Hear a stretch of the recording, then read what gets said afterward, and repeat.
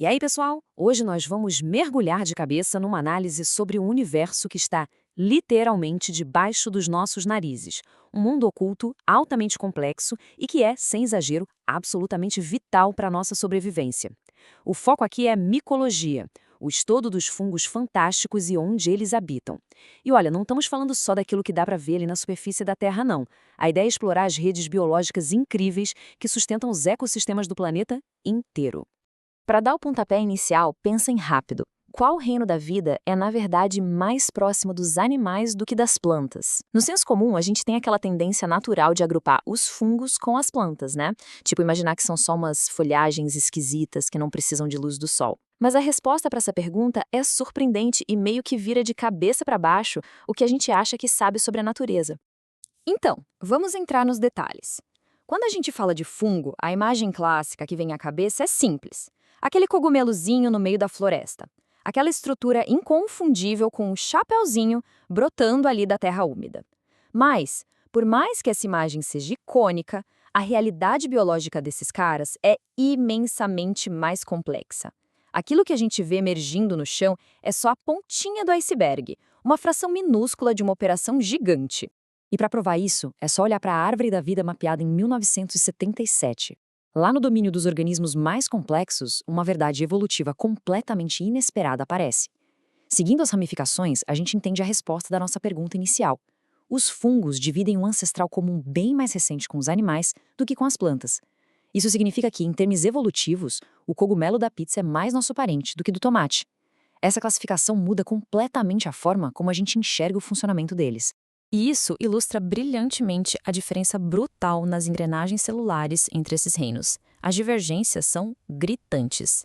As plantas usam celulose e dependem da luz do sol para fazer fotossíntese. Os fungos, nem pensar. A parede celular deles é feita de quitina. E sabe onde mais a gente encontra a quitina? Na carapaça dos insetos. É mole. Eles também armazenam energia na forma de glicogênio e se alimentam absorvendo nutrientes do ambiente. Eles basicamente digerem a própria comida do lado de fora do corpo antes de absorver. É uma loucura. Dando um zoom microscópico, a diversidade de formas fica ainda mais impressionante. A gente percebe duas estratégias de vida totalmente diferentes operando lado a lado. De um lado, as leveduras, que são unicelulares, umas bolinhas que se reproduzem criando pequenos brotos. Do outro lado, a gente tem as hifas, que são esses filamentos longos e pluricelulares. Esses fios microscópicos vão se agrupando e se ramificando até formar o micélio, que funciona tipo uma raiz invisível super complexa. Mas o negócio se eleva a um patamar quase de ficção científica por causa da habilidade deles de mudar de forma. Observando como o ambiente dita as regras, a gente vê que a temperatura é quem manda.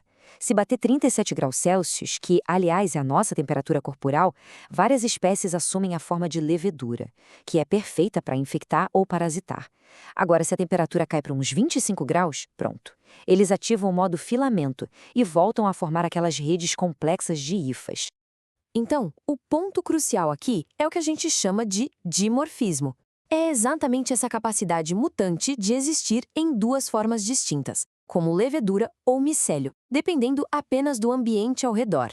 Gente, isso não é só um truquezinho biológico, tá? É um mecanismo de sobrevivência extremo. É isso que permite que fungos como a famosa Cândida consigam prosperar numa boa tanto num solo gelado quanto dentro de um organismo quentinho. Bom, afastando a lente do microscópio um pouco, imaginem um ecossistema gigante. Uma floresta vibrante, cheia de árvores enormes, plantas verdes, vida por todo lado. Mas para toda essa paisagem visível e familiar prosperar assim sobre a luz do sol, tem uma verdadeira metrópole invisível trabalhando sem parar, 24 horas por dia, nas profundezas escuras debaixo das raízes. Vamos focar em como isso funciona na prática com as micorrezas. Isso aqui é literalmente a internet da natureza.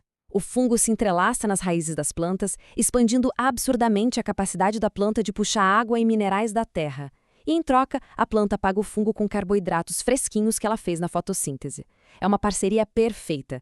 Sem essa simbiose, boa parte da flora mundial simplesmente não sobreviveria.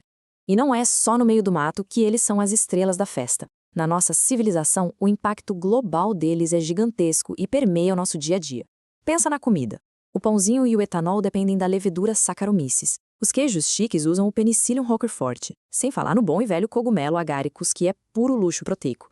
Na indústria, eles produzem enzimas com aspergilos e limpam áreas poluídas. E o maior golaço de todos, na medicina, a produção de antibióticos como a penicilina, que mudou a história da saúde humana para todo sempre.